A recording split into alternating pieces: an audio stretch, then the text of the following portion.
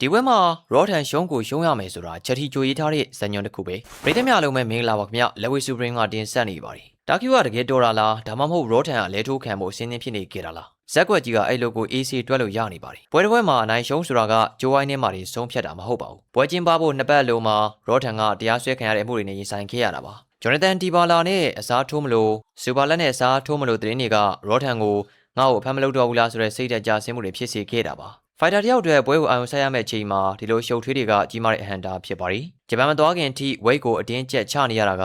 ရော့ထန်ရဲ့ခွန်အားတွေကိုကုန်ခန်းစေခဲ့တာပါဝိတ်တော့ဝင်သွားပါတယ်ဒါပေမဲ့ကွင်းထဲဝင်လာတဲ့ရော့ထန်ရဲ့မျက်နှာထားကပထမပွဲတုန်းကလိုကြားတစ်ကောင်လိုမျိုးမဟုတ်တော့ဘဲနဲ့ပင်ပန်းနေတဲ့လူတစ်ယောက်ရဲ့မျက်နှာထားဖြစ်နေတာဖြစ်ပါတယ်စိတ်ပိုင်းဆိုင်ရာကတရားခိုင်နှုန်းမရှိတော့တဲ့အတွက်သူ့ရဲ့အာရုံစူးစိုက်မှုတွေကလည်းပြန့်လွင့်နေခဲ့တာပါပထမချီမှာလက်ရည်ချင်းကတူညီနေပါသေးတယ်ဒါပေမဲ့ KD လေကြောင်းမှုနဲ့ပတ်သက်ပြီးတော့ဒိုင်နဲ့ညင်းပွားရာကနေရော့ထန်ရဲ့စိတ်တွေကဘိုးတော်ကစင်ကလေးအားဖြစ်သွားခဲ့ပုံရပါတယ်။အဲဒီမှာအမှတ်တွေပေးလိုက်ရသလိုမှားလေတီးခံရလေဖြစ်လာပါတယ်။ပွဲသိမ်းကနီတီအကျိတ်နဲ့ခံလိုက်ရတဲ့အခါမှာတော့ဒါကီရဲ့စိတ်ဓာတ်ကမိုးထီအောင်တက်သွားပြီးရော့ထန်ကတော့ဒေါသကြီးနဲ့ပြန်လိုက်ဖို့ကြိုးစားရင်းနဲ့အမားတွေပိုများလာပါတော့တယ်။ဒါကီဟာရော့ထန်ရဲ့အားနည်းချက်ကိုကောင်းကောင်းသိသွားပါတယ်။ရော့ထန်ဒေါသထွက်နေချိန်မှာသူကအရင်မပြတ်အပြုံးမပြတ်ပြုံးပြလိုက်ပြောင်းလိုက်နဲ့ရော့ထန်ကိုဘိုးတော်မှစိတ်တူအောင်ဆွပါတယ်။ရော့ထန်ရဲ့လက်သီးတွေကအရင်လိုအားမပါတော့မှန်းသိတဲ့အခါမှာတော့ဒါကီကဖြုံတောင်မဖြုံတော့ပဲနဲ့ထိုးစမ်းကွာဆိုပြီးတော့မျက်နှာကြီးပါဖွင့်ပေးလိုက်တာပါရော့ထန်လက်ပန်းကျသွားတဲ့ခဏမှာပဲဒါကီကတစ်ချက်ကောင်းနေနဲ့ထကြည့်ပြီးတော့အမှောက်သေးပေးလိုက်ပါတော့တယ်